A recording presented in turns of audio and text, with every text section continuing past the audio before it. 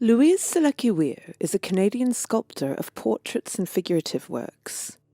Through her decades of experience in working with clay, Louise has incorporated techniques that range from classical to modern forensic. She is known for her expressive and sensitive approach and has attracted commissions from organizations such as the Catholic Church and the British Columbia Law Courts. We caught up with Louise over the telephone from her East Side studio, where she took a break from preparing for this year's crawl. My name is Louise Solecki Weir, and I am a sculptor. My work is quite figurative as opposed to abstract. I have a background in dance, so that I like having a sort of a physicality in the works that I make. I'm working towards trying to get an emotional response from my viewer, as opposed to perhaps an intellectual response from my viewer. For this year's crawl, I'm going to be showing my new series, which is these babies that I've been working on.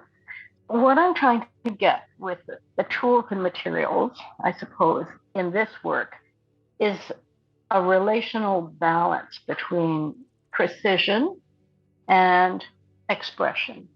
With clay, you can be very precise or you can be very loose. So I have a bunch of tools that I use for my clay work, and these run from a dental caliper that will measure things in millimeters, and to a broken piece of wood, which would be more of a, something that would give me an organic gestural mark, and everything in between those.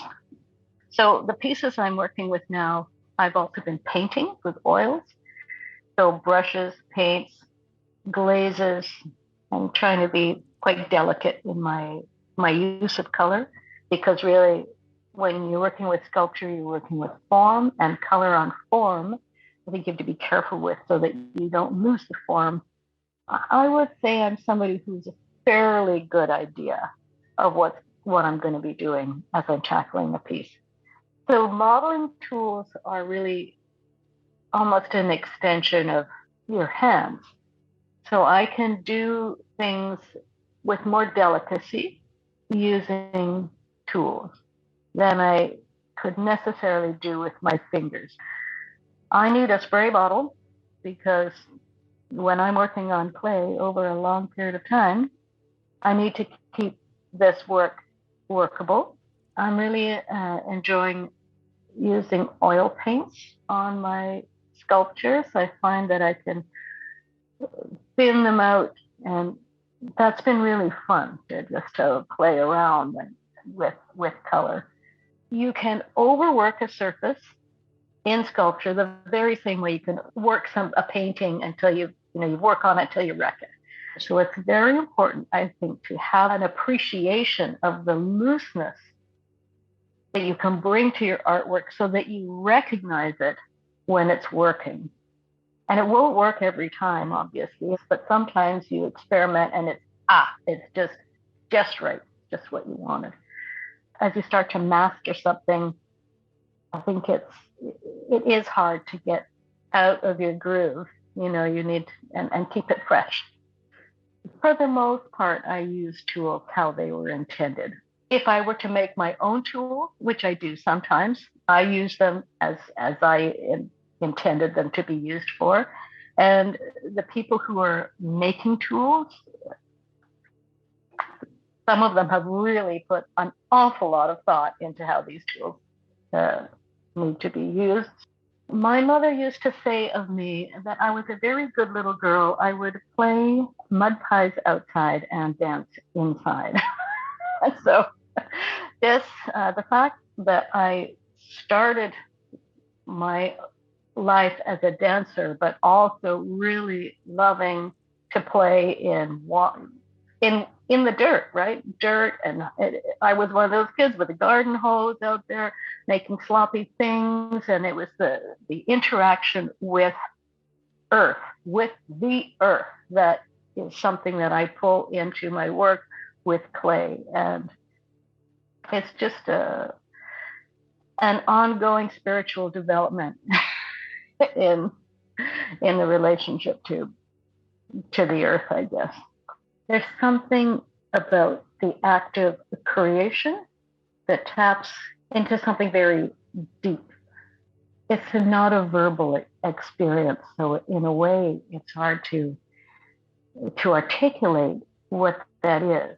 But what I'm trying to do with all of these little materials and tools is to bring something that's quite deep inside, outside.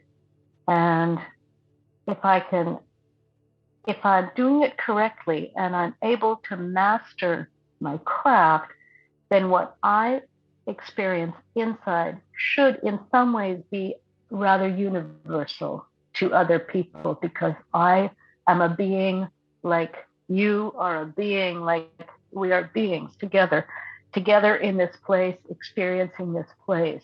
And so I'm hoping that as an artist, when I'm reaching for my true experience,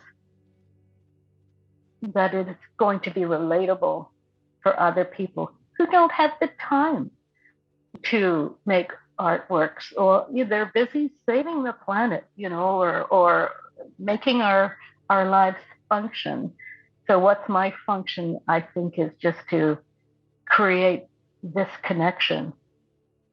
And I'm doing it by trying to express something to the very best of my ability, like to try and master what I'm doing so that I can create the best performative piece in a sculpture or an artwork that I can present. I hope you've enjoyed this episode. We've got lots going on in the next couple of months, with plenty of ways to support local artists and engage with the incredible creative community we're all fortunate to be part of.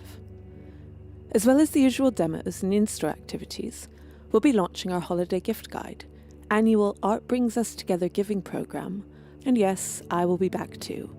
This time shining the spotlight on a handful of Opus staff as they share some of their favourite items and gift ideas. Till then, thanks for listening.